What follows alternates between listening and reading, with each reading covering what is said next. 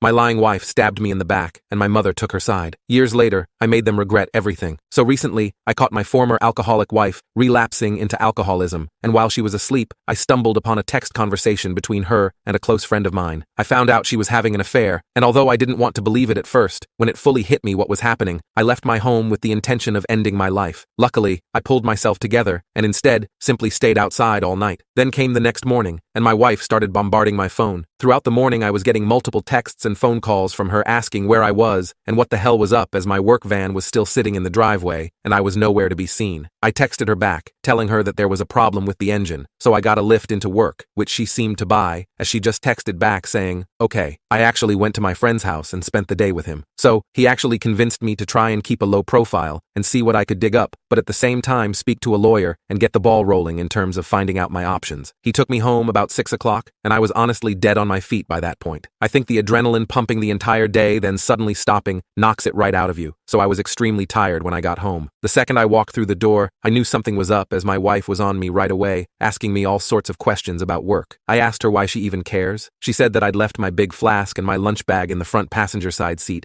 and something's been up today. She could feel it. I was about to spill everything, but I was just too tired. I couldn't be bothered putting any sort of charade up. I just said, yeah, there is something up. That when I was putting her alcoholic butt to bed last night, a message came up on her iWatch, which I read, and all the other ones, and that she was a disgusting cheater that I wanted nothing more to do with. Her demeanor went from an arms-crossed person in power to a scared little girl within about a second. She started sobbing, and I just walked away and upstairs into the shower. When I got out, she was sitting on the top stair crying still, and the excuses started right away. How she was drunk, vulnerable, had never done anything like that before, how he had messaged her first, and it didn't mean anything. She was never going to go through with it. Pretty much everything that everyone on here was saying she would say, like she had the playbook out. The only thing she didn't do was try and blame me. She probably knew I would have thrown her right out the door if she had tried that. I told her that I wanted a divorce and her out of the house within a month. Also told her that she was moving to the spare room. I've been pretty much ignoring her ever since, just scowling at her and shaking my head when she starts waffling nonsense. I don't want to hear it. I was telling my parents what was happening, and then what I really didn't expect happened. My mother sided with her and was adamant I wasn't throwing her out onto the streets. My mother was saying she made a mistake and that we should sort it out like adults, that we've been through too much together, and that she didn't actually do anything. It was just words. She completely took her side over mine. Couldn't believe it. I managed to get myself an appointment with a divorce lawyer for next week, so I'll be going to that to discuss my options. Update. It's now been 20 days since I found out my wife was cheating on me with my friend,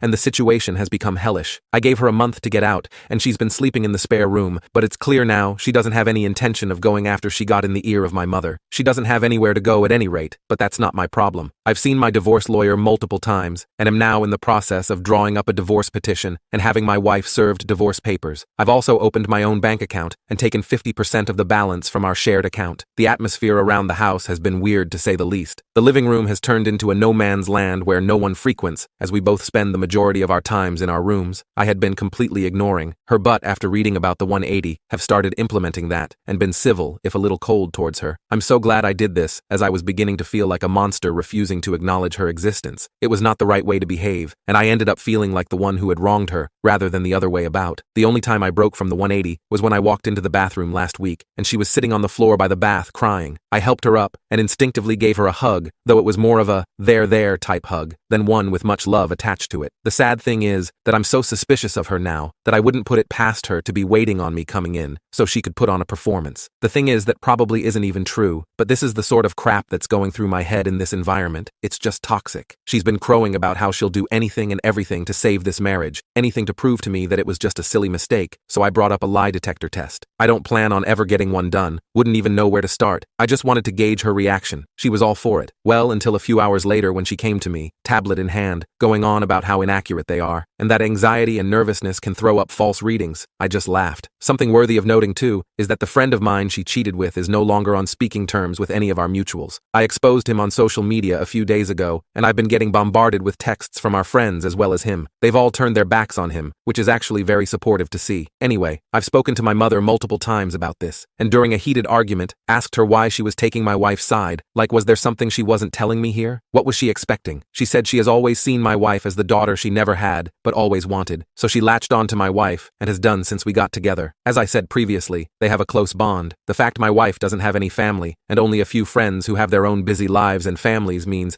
if I threw her out, she would be all alone. She tried to get me to come to a compromise, saying that in 3 or 4 months, we can look at it again and see where we are mentally, and is pushing me to try couples counseling before I throw in the towel. I'm not doing that. The thought of being in the same house as my wife makes me feel ill. If worse comes to worst, then I'm ready to walk out the door and never come back. F this house. I have to be able to look at myself in the mirror with some semblance of self-respect, and someone has to keep their word in this debacle. If I do leave, my best friend has said I can stay with him for a few weeks or so till I get myself sorted. If I do walk out that door though, I'm done with my mother. I'll never speak to her again in my life. She'll probably see it as me giving up on her, me walking away without trying to at least have a go at fixing things first. I see it as her choosing someone who broke my heart over me. Update 2. Well, since this morning I no longer call that house home. I saw on the calendar that my wife had a hospital appointment with her ophthalmologist, so knowing she would be gone for a few hours, I took that as an opportunity to get my stuff together and move out, which I have. After getting my things moved and sorted, I just put the house keys on the kitchen table, along with the divorce papers I received from the divorce lawyer last week, and was on my way. I've blocked both my wife and mother's numbers, and any communication I have with my wife going forward will be done through my lawyer. In terms of my living situation, I'm staying with a friend for a week or two, but hopefully I should be in my own rented place before Christmas. I haven't spoken to my mother in a few weeks. Last time we spoke was via text, and I tried to tell my mother, in explicit detail, the things my wife was saying during her texts to the cheater, especially the "I can keep a secret" text. God, that hurt. I explained why it hurt me so much, and why I didn't think it was her first time doing it, and thus could never trust her again. My mother texts back saying she couldn't speak to me when I was like this, and she would let me cool off. She tried to phone me a few days ago, and I just blanked her call and, as said a bit further up, since today have blocked her number. I feel so let down by my mother, and at this point, it almost feels worse than the original betrayal from my wife. The way I'm feeling right now, I don't think I'll ever speak to her again. Update 3. It's been over 7 months since my wife first cheated, and I honestly thought that was it for me. But I got a phone call that has dragged me back into the mire. I have moved 15 miles away, changed my phone number, and am still in the process of divorcing my wife. She has completely ignored all the requests from my divorce lawyer to cooperate, which has hindered things. We're now in the process of putting in an application for deemed service and trying to have her served officially by the courts. If she continues to ignore me, then I can proceed with a divorce without her input. Well, while at work, I got a phone call from my best friend telling me that my dad was trying to get in touch as my mother is not well, and would it be okay if he gave him my number? I said okay, and my dad phoned to tell me Mum is in hospital. She's stable, though not great. Obviously, I was shocked, as I've not heard my dad's voice for so long. It was also the most emotional I've ever heard him. He told me my mum really wants to see me, so would I meet him at the hospital and go in and see her with him? I said okay, and I arranged to meet him outside the hospital. When the time to leave my house and go visit her approached, I was genuinely about to back out at the last minute, but I knew I needed some closure, and knew that I wouldn't forgive myself if I didn't go and something happened. When I drove into the hospital car park, I had this surreal feeling of paranoia, and was half expecting my wife to jump out from behind a bush or something. I met my dad at the entrance, and it was pretty awkward as he tried to hug me, and I said no. I then said, if my wife is here in any way, shape, or form, then I am about turning and out the door. He assured me she wasn't, and we made our way to the ward where Mum was. When I saw my mother, I got the fright of my life as she looked like she had been in the wars. Never have I seen her look so frail. She's got an extreme black eye, also a lot of bruising and purple yellowness down one side of her face. She took a serious fall, broke 2 ribs, shattered her elbow, and banged one side of her head face on the ground. She looked zombified, but perked up when she saw me. She told me how much she's missed me, and that she wasn't sure she'd ever see me again. I told her if she had really wanted to get a hold of me, she could have done it. We spoke for a bit about what exactly had happened, and how she was down for a few hours before my dad found her. Also, that she was determined to get back to normal and mend bridges with me. I brought up my wife, and that I had been pushing for a divorce, but she was either ignoring the letters or wasn't getting them. So I asked if she's still in the house. Mum admitted she was, and Dad started to look uncomfortable. I just looked away in disgust. Mum started saying how lost my wife is without me, and that she's not in a good way. I knew then that nothing will change. She's not had an epiphany or seeing things from a new perspective. She just wants the status quo back. She said that the house is my home and always will be, but I told her I don't want it. It means nothing to me anymore, and all it holds are bad memories. I stayed for under an hour all in all. When I left, I said, if I want to get in contact, I will, but don't be waiting over the phone for me to call, as you might be waiting a while. When Dad walked me out, he asked if I would keep in touch with him,